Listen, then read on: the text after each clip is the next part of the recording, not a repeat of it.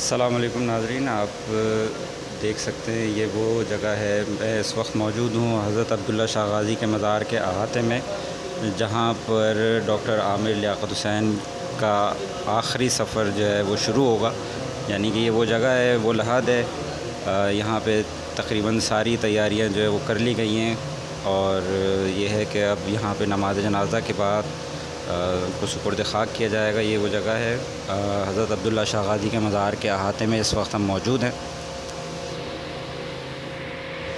السلام علیکم ناظرین، آپ دیکھ سکتے ہیں یہ وہ جگہ ہے۔ میں اس وقت موجود ہوں حضرت عبداللہ شاہ غازی کے مزار کے احاطے میں، جہاں پر ڈاکٹر عامر لیاقت حسین کا آخری سفر جو ہے وہ شروع ہوگا۔